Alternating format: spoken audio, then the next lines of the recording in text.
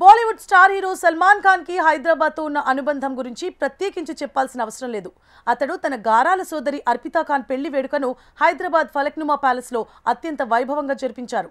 ఆయన జీవితంలో ఏ ముఖ్య కార్యక్రమమైనా ఫలక్నుమా ప్యాలెస్ లో ఆ వేడుకలను జరుపుకునేందుకు హైదరాబాద్ ని డెస్టినేషన్ సిటీగా మార్చుకుంటారు.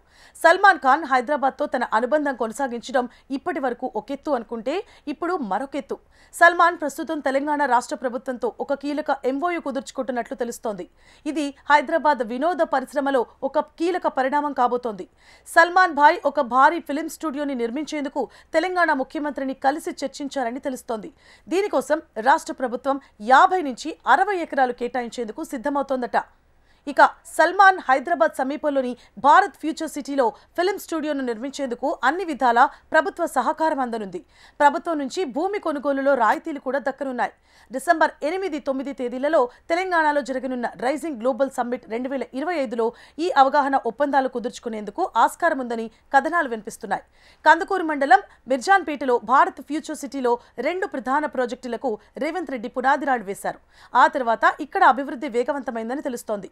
ఇలాంటి చోట సల్మాన్ ఖాన్ ఫిలిం స్టూడియోని నిర్మిస్తే ఆ ప్రాంతానికి కొత్త కళ వస్తుందని భావిస్తున్నారు.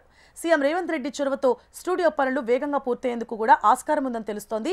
హైదరాబాద్ నగరానికి తలమానికమైన రామోజీ ఫిలిం సిటీ ఒకెత్తు అనుకుంటే ఇప్పటికే Ramanaidu film studio, Annapurna studios, Sarathi studios వంటి స్టూడియోలు సినిమాల షూటింగులకి, పోస్ట్ ప్రొడక్షన్ పనుల కోసం అందుబాటులో ఉన్నాయి. వీటన్నిటికీ మించేలా సల్మాన్ భాయ్ భారీ స్టూడియో నిర్మాణానికి ప్రయత్నించడం ఆసక్తికర చర్చకు తెరతీస్తోంది. ఒకే చోట ఇన్ని వసతులతో, సాంకేతిక ఏర్పాట్లతో నిర్మాతలకు పని పూర్తయ్యేందుకు ఆస్కారం ఉంటుంది.